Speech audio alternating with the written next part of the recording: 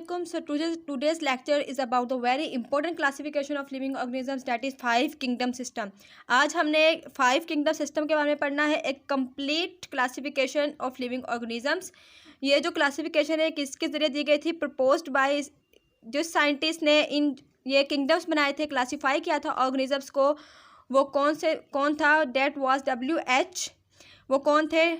Sorry, that was R.H. Taker who has classified the living organisms. उन्होंने classify कब किया था लिविंग ऑर्गेनिजम्स को? इन 1969. तो 5 किंगडम सिस्टम जिस साइंटिस्ट ने प्रपोज किए थे वो कौन थे? He was the R.H. Taker. उन्होंने 1969 में 5 किंगडम सिस्टम बनाए थे जिनमें लिविंग ऑर्गेनिजम्स को क्लासीफाई किया गया था. So one by one we will discuss about that 5 kingdoms. तो सबसे पहले हमने जिस किंगडम के बारे में जानना है वो किंगडम है हमारे पास किंगडम मोनेरा. देखते हैं कि किंगडम मोनेरा के अंदर इन्होंने कौन से ऑर्गेनिजम्स को रखे थे. किंगडम मोनेरा के अंदर जितने भी ऑर्गेनिजम्स आ रहे हैं वो तमाम ऑर्गेनिजम्स कौन से हैं? That are prokaryotes. जितने भी प्रोकैरियोटिक ऑर्गेनिजम्स हैं, जितने भी प्रोकैरियोट्स हैं वो किन के अंदर आते हैं? वो किंगडम मोनेरा के अंदर इन्होंने प्लेस कर दिए. इसके साथ साथ जो सेकंड करैक्टर बताया उन्होंने, सेकंड करैक्टर क्या था? Feed by different methods.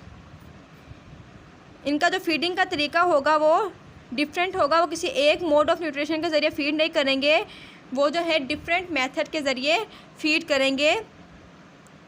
इसकी जो एग्जांपल है हमारे पास है इनके जो ऑर्गेनिजम्स इसके अंदर प्लेस किए गए थे, that were bacteria and cyanobacteria. तो ये सबसे पहला उन्होंने किंगडम है किंगडम मोनेरा. किंगडम मोनेरा के अंदर सारे के सारे कौन से ऑर्गेनिजम्स आ जाएंगे? प्रोकैरियोट्स. और क्या करेंगे? वो फीड बाय डिफरेंट मेथड. वो डिफरेंट जो है मेथड के ज़रिए फीडिंग जो है उनका मेथड डिफरेंट होगा. और इसके अंदर जितने भी बैक्टीरिया एंड साइनोबैक्टीरिया हैं वो किंगडम मोनेरा के अंदर रख दिए गए. अब नंबर 2 के अंदर जो उन्होंने किंगडम बनाया था, that kingdom was kingdom Protista. जो सेकंड था किंगडम वो किंगडम प्रोटिस्टा था. नाउ लेट्स सी कि इसके अंदर कौन कौन से ऑर्गेनिजम्स आते हैं, उन ऑर्गेनिजम्स के कौन कौन से करैक्टर्स मौजूद हैं. तो किंगडम प्रोटिस्टा के अंदर जितने भी ऑर्गेनिजम्स रख दिए गए वो ऑर्गेनिजम्स थे यूनिसेलुलर. वो ऑर्गेनिजम्स क्या थे? सारे के सारे ऑर्गेनिजम्स यूनिसेलुलर थे. और उनके साथ साथ यूनिसेलुलर होने के साथ साथ वो यूकैरियोट्स भी थे. So that was the unicellular eukaryotes. Eukaryotes कौन से होते हैं? जिनके पास 2 न्यूक्लियस मौजूद होता है. और प्रोकैरियोट्स वो जिनके पास 2 न्यूक्लियस मौजूद नहीं होता. तो जितने भी यूकैरियोट्स थे वो उन्होंने रख दिए किंगडम प्रोटिस्टा के अंदर. जो सेकंड करैक्टर इनका था वो इनका करैक्टर भी यही था कि फीड बाय डिफरेंट मेथड्स. इनका मोड ऑफ न्यूट्रिशन भी चेंज था, ये भी डिफरेंट मेथड के ज़रिए फीड करते थे. अब इनके अंदर जो ऑर्गेनिजम्स रखे गए वो ऑर्गेनिजम्स कौन से थे? इनके अंदर रख दिया गया था अमेबा को, पैरामेशियम को. इस टाइप के जितने भी ऑर्गेनिजम्स थे वो किसके अंदर आ गए? वो किंगडम प्रोटिस्टा के अंदर आ गए. तो ये हमने जाना सेकंड किंगडम के बारे में, किंगडम प्रोटिस्टा.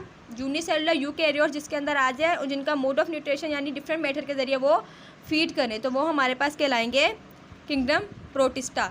अब हमने जानना है नंबर 3 किंगडम के बारे में. सो लेट्स सी कि नंबर 3 किंगडम कौन सा है. Number 3 kingdom is kingdom fungi.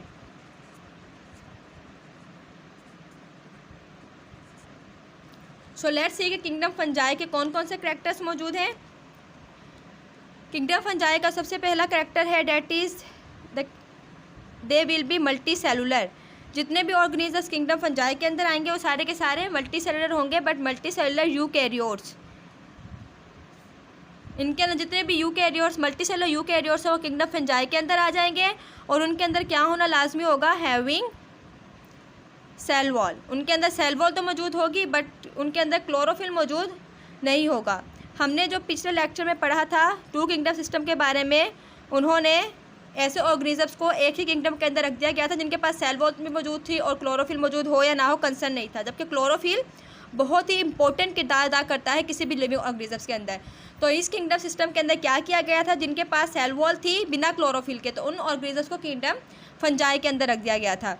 अच्छा, अब इनका मोड ऑफ न्यूट्रिशन क्या है? They are absorptive heterotrophs. जो लास्ट लेक्चर में प्रॉब्लम थी किंगडम फंजाई की क्लासिफिकेशन के अंदर कि हेटरोट्रॉफ्स को ऑटोट्रॉफ्स के साथ रख दिया गया था, वो भी इसके अंदर कम्प्लीटली जो है कवर हो गई थी। अब किंगडम फंजाई का एक अलग से किंगडम बना दिया गया था जिनके अंदर सिर्फ और सिर्फ हेटरोट्रॉफ्स है। अब एब्जॉर्प्टिव हेटरोट्रॉफ से क्या मुराद है? वो ऑर्गेनिज्म जो एब्जॉर्ब करते हैं अपनी न्यूट्रिशन या अपना खाना अपने एनवायरनमेंट से, तो वो जो एब्जॉर्ब करें वो कहलाते हैं एब्जॉर्प्टिव हेटरोट्रॉफ्स। इसकी एग्जांपल के अंदर मतलब इसके अंदर जो लिविंग ऑर्गेनिज्म रख दिया गया था वो था मशरूम। इस टाइप के जितने भी ऑर्गेनिजम्स थे वो रख दिए गए थे किंगडम फंजाई के अंदर, जिनके पास सेल वॉल तो मौजूद थी लेकिन क्लोरोफिल मौजूद नहीं था। अब जो इसके बाद नंबर 4 पर जो किंगडम है डेट इज किंगडम प्लांटी।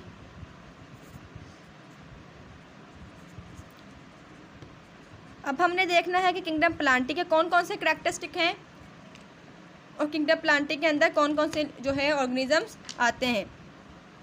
जो सबसे इम्पोर्टेंट करैक्टरिस्टिक इसका था वो था ये था कि ये थे मल्टी सेलुलर यूकैरियोट्स। ये जो थे मल्टी सेलुलर यूकैरियोट्स थे।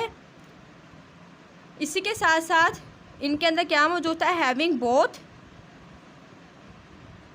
Cell wall and chlorophyll.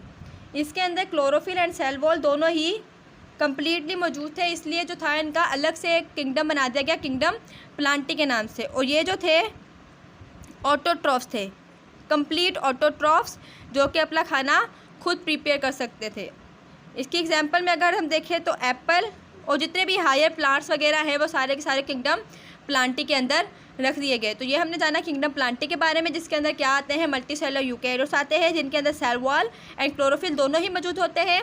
और इनकी न्यूट्रिशन किस तरीके से रहते हैं कि ये ऑटोट्रॉफ से अपना फूड खुद प्रिपेयर कर सकते हैं। और इसकी एग्जांपल में क्या आते हैं? इसकी एग्जांपल में एप्पल और जितने भी हायर प्लांट्स हैं वो किंगडम प्लांटी के अंदर आते हैं। अब इसके बाद जो नंबर 5 पर है, नंबर 5 पर हमने पढ़ना है about kingdom animalia. So number 5 is kingdom animalia. So let's see कि किंगडम एनिमेलिया के अंदर कौन कौन से ऑर्गेनिजम्स आते हैं और उनके कौन कौन से करैक्टर्स होना लाजमी है। किंगडम एनिमेलिया के अंदर जितने भी मल्टी सेलुलर ऑर्गेनिजम्स हैं, मल्टी सेलुलर यूकैरियोट्स, वो सारे के सारे किसके अंदर आ जाएंगे? किंगडम एनिमेलिया के अंदर आ जाएंगे। मल्टी सेलुलर यूकैरियोट्स जिनके पास ना तो सेल वॉल मौजूद होगी, they have no cell wall and chlorophyll, जिनके पास ना तो सेल वॉल मौजूद होगी और ना ही क्लोरोफिल मौजूद होगा, उनको किसके अंदर रख दिया गया? उनको किंगडम एनिमेलिया के अंदर रख दिया गया। और इनका जो न्यूट्रिशन थी वो क्या थी? Ingestive heterotrophs. अब देखें कितनी क्लासिफिकेशन कितनी डीपली की गई है। जो भी एब्जॉर्प्टिव हेटरोट्रॉफ्स थे उनको अलग किया गया है, जैसे किंगडम फंजाई है, और जितने भी इंजेस्टिव हेटरोट्रॉफ्स थे उनको अलग कर दिया गया था। मतलब A to Z सारे के सारे करैक्टर्स को जो था 5 किंगडम्स में रख दिया गया था। अब इंजेस्टिव हेटरोट्रॉफ से क्या मुराद होगा? वो ऑर्गेनिजम्स जो हेटरोट्रॉफ्स तो हैं, मतलब अपना खाना खुद प्रिपेयर नहीं कर सकते लेकिन अपने खाने को इंजेस्ट करते हैं, एब्जॉर्ब नहीं करते हैं। ठीक है, तो वो सारे के सारे ऑर्गेनिजम्स आ गए किंगडम एनिमेलिया के अंदर। इसकी एग्जांपल में जितने देखते हैं कौन कौन से हो गए? Dog, cat, fish, frog, human beings यानी कि इंसान, जितने भी हायर एनिमल्स सिंपली हम कहें तो वो किसके अंदर आ गए थे? किंगडम एनिमेलिया के अंदर आ गए थे। तो ये हमने जाना 5 किंगडम सिस्टम के बारे में। आई होप कि आपको ये लेक्चर समझ में आ गया होगा। किंगडम मोनेरा, प्रोकैरियोट्स जितने भी हैं वो जो है डिफरेंट मेथड के ज़रिए फीड करते हैं। किंगडम प्लांटी यूनिसेलुलर जितने भी यूकैरियोट्स हैं वो भी डिफरेंट मेथड के ज़रिए जो है वो फीड करते हैं। Kingdom fungi multi cellular eukaryotes जिनके पास ना तो सेल वॉल और ना ही क्लोरोफिल मौजूद हो।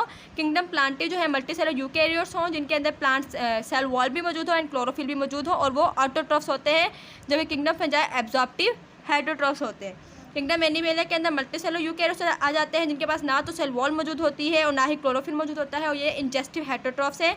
इसी एग्जांपल में हम भी आ जाते हैं। So this was the simple classification of living organisms and complete classification of living organisms. इंशाल्लाह see you in the next lecture. अल्लाह हाफिज़।